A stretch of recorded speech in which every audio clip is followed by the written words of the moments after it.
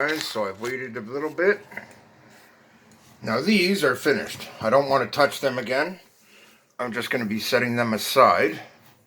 And I'm feeling that they are completely dry. That is good. I'm just removing them completely from the mix because they don't need any more coats. And in the reality of it, the lighter it is, the better. So the less coats you have to do, the better. Which means if you have to do this a whole bunch of times because you weren't willing to be patient enough to wait for it to dry properly, you're doing yourself a disservice, guys. Because in the end, look how much coverage you get off one nice layer. Look at that. Much prettier. Much prettier. And when it's done, the whole thing will be a much prettier affair because you took the time. Now, I'm a guy, it doesn't have to be pretty like a flower for me. But it does have to have a good look to it. And it does have to have what I would call finish quality. In other words, I don't want it to be ugly. I want it to look finished. I don't want it to look like it's half painted. I want a nice smooth application of paint. And look what we're seeing here. All I have to do is make sure there's some on the brush and we're getting nice even application. No big black spots like we were seeing before. See that? So like I said, waiting is key. Giving it just the right amount of time to dry helps a lot. Always err on the side of waiting a little too long, then pulling the trigger too early when it comes to putting on your next layer of paint. You're better off to wait an hour than you are to wait 5 minutes. But 10 minutes, more than enough, guys. And I must have guessed right about the amount of silver I needed for this project because without adding more, I'm almost done, but not quite.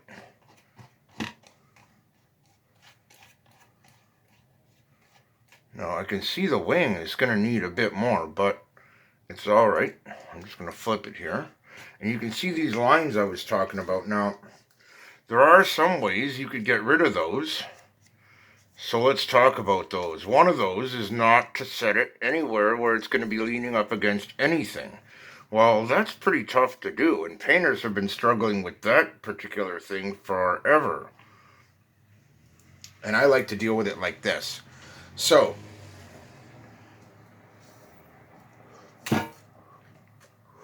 we are done. I'm just going to take the last of this paint and apply it to this wing. Real gently, kind of liberal, meaning lots of it.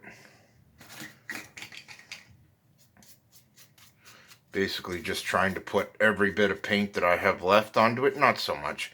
I just want to make it nice and thoroughly coated like that. Now I'm just going to let it dry. And we're going with that. So, we're done. This is the end of the silver painting. I believe this will be the last of it. And after this, we are going to apply the blue. So, as you can see, once again, show you the difference in darkness here. It's a vast difference, guys. A big difference in the darkness of these two. And you can see when the light shines on them, they are noticeably different, but much lighter than had I mixed in black. So, this is just going to be a quick pause here while I let all this dry. I'll be back in about 10 minutes, and we're going to start on the blue. Alright guys, now one of the things I wanted to cover was these little paint bubbles. Now, I can actually kind of temporarily repair it just by pressing it. It just vanished. Okay, so I did that, and I'll leave it like that, but it's one of the reasons I recommend you paint one side only, let it dry. But on that note, the color's coming out very well. And when we put it up to others, you can see the darkness is there. Now this one did come out darker, but it's got more layers on it. But this one is really nice and dark, and I'm really liking the way this silver comes out. In fact, this would be great for a P47, guys. You ever want to get a good P47 color, this is a really nice dark silver for it. And it's going to look great on my P51 as well. Now, when I did touch these, I gave each one a little touch to see if there was any kind of stiction going on. And this one came out with just one tiny little line here, but the other one has a couple, so those have to be gone. But the silver applied fairly evenly, and we are pretty much ready to move on here. So I am going to get the metallic blue. These are dry to the touch, but not quite. I can still feel a tiny little bit of dampness there, and given that there was a bubble here, I want to let that completely dry. And then once that's completely dry, I can apply my metallic blue, which is going to be our next color. Now, I'm basically deciding I kind of want to do sort of something like what I see here. Not that it was inspired by this, but it's funny. I was looking at ways to describe it to you, and then I pretty much saw it here. So it's going to be the kind of thing where I really want to paint the whole thing this metallic blue to have it be the base color. But then I want other colors on it. Well, it's a P51. So if you go look up some classic P51 pictures, you will see many paint schemes. One of them involves stripes. So I'm going to do some stripes in standard P51 fashion. That's a possibility. But I could also do a really nice single color and make it like a privately owned one. What I'm thinking is I do this, then I do the whole thing in the blue to get the dark metallic blue that I want. Then I paint silver for the wingtips and for the stripes into that. And because it'll be a brighter silver, this is only so dark because it's got the black backing it. But when the blue goes on top, this silver on top will have the bright metallic blue backing it, which will give it a nice contrast. It'll end up being really pretty. And this dark color won't actually be seen at all, which is kind of a shame in a way. Which brings me to my next point. I may decide that I want them that color, but I don't think so. I think that the way that I'm going to do it, it's going to contrast out really nicely. But I wanted to show it to you guys because this is a great color. And works really, really well for military aircraft. And all you need to do to make it are have these cheap dollar store colors. Here's the two colors that make up this paint so far. Okay, we got silver metallic and just plain flat black. Okay, and that's it.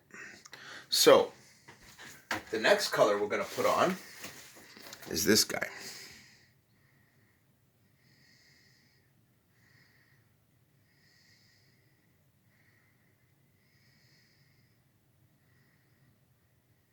Metallic silver. No, metallic blue. So we're going to wait. I'm going to come back at you when this is dry. I know this is really boring, guys. Watching paint dry, it's boring. But it is a big part of painting, so deal with it. And when you're done, it'll be worth it. You'll see. Hold on. Okay, guys, so for this one, I'm just going to stick you in the tripod type arrangement here. And we're going to bring these on over. Oh, I just think I broke my stand. Hold on. Not broke, but let me fix this and get back to you. Hold on. All right, after some minor, hopefully minor technical difficulties, we have arranged this. And now we're going to set you guys up in a spot where hopefully you can see. Now, we've got that. We're going to clear our palette out. And we're going to get our metallic blue. We're going to shake this sucker up. Now, I could try to put my stripes on it right now, but believe it or not, I don't really want to do that. What I actually want to do is get a bead on what my color is going to look like when this is finished. Doing it the way that I had planned. So, what you're going to see here is I'm going to do each of these one side only.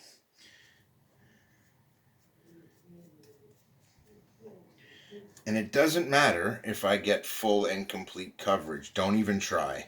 What matters is that I get some on. And now I'm going to set that aside over there. This will keep the marks from happening, guys.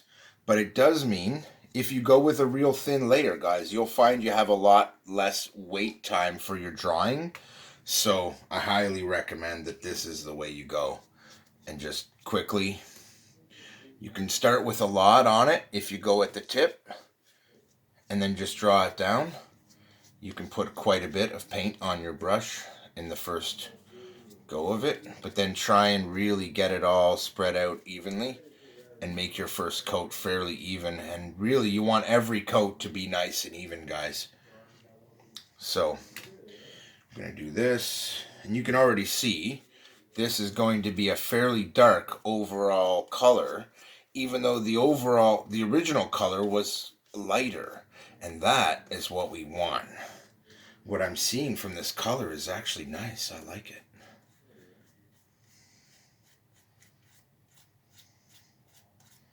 So, voila, we're done. That's it. Simple as pie. This we can leave in here. This, you don't leave for 10 minutes. This will get crusty in 10 minutes and dry up. In the time it takes that to dry, this will dry. That would be bad. Now, I am going to pick it up, and I'm going to take care of these edges with just the paint that's on my brush. Okay.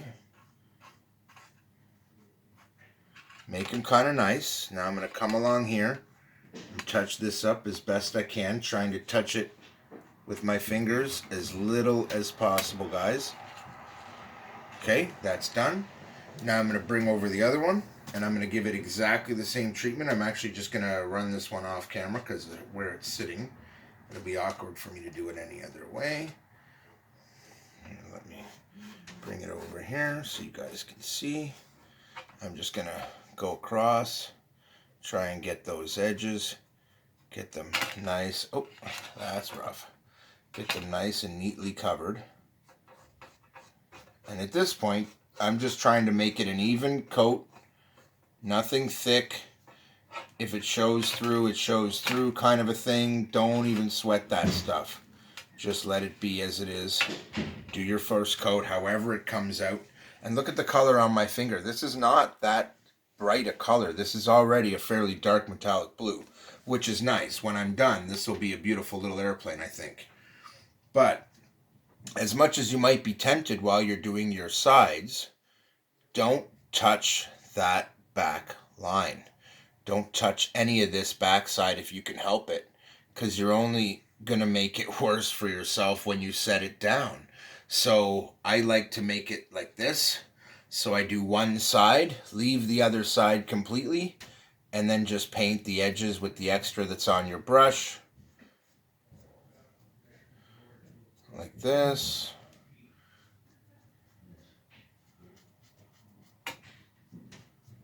And now a little on this side, a little inside here, and put the rest right on top, just like that. And away we go. So I'm going to stop. We were pretty close to done this layer. In fact, we are. So that's it. I'm going to stop this video here. There's no need to show you guys every single layer. You've seen the process. You know how this works. So I am just going to wait until these are done. When they're finished, I will be back and I will show you what this blue looks like when it is complete. I'm guessing I'm going to have to do at least 2 more layers, just because when you're dealing with metallic colors, guys, they're generally fairly thin. So what you'll find is that it takes more coats.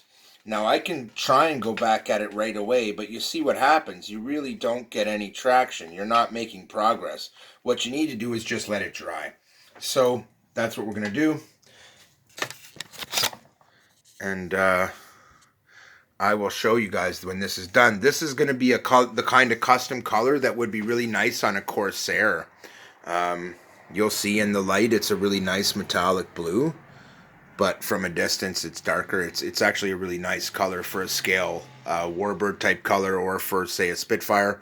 What I'm going to do is my tail, my fuselage forward section where the engine would be, are all going to be this blue, as will most of the wing. And I'm either going to do the tips in silver or do silver along the wing body, and then you keep the blue as trim, basically, and have it be the extremities of the airplane. So my tail will be metallic blue, the wing tips will be metallic blue, these tips will be metallic blue, and the tail here, the vertical, will be metallic blue, and then out at the tips from about here out will be metallic blue as well, or maybe even just the tips. And then inside the body, it'll be metallic blue as well. Then I could have some white and black stripes maybe. I'm not really sure what I'm going to do next. Or I could just go this route where I do a nice single color and then put a nice silver leading edge trim around it or something like that. That could come out well, but I have something in my head and I'm going to try and get that, and we'll see how it goes. But for now, I'm going to end this one. This is already 3 long videos on just watching this paint, but I wanted you guys to see the process and that I really did start with black and flat black at that. You get a totally different color if you do high gloss, and I've done a lot of painting custom RCs in the past for my previous YouTube channel, and just for fun. Most of them didn't even make it onto the channel because I was doing them for racing. I shredded so many gorgeous racing bodies, a couple of really nice Skylines that I made. And I just kept coming up with cool color schemes and cool paint jobs, and everybody seemed to really like them, so I kept doing it. But it cost me about $150 to do each one, and this is going to cost me more like $5 to do. So, you know, on whole, I'm pretty happy so far. It's looking like a nice color. I can see the metallic in it, and it's going to be gorgeous. This is just the first layer, and I'm already liking what I'm seeing. So that's a really good sign. So I'm going to go wash my hands, clean out my brush, and I'll come back at you when this is done with an update. Keith out.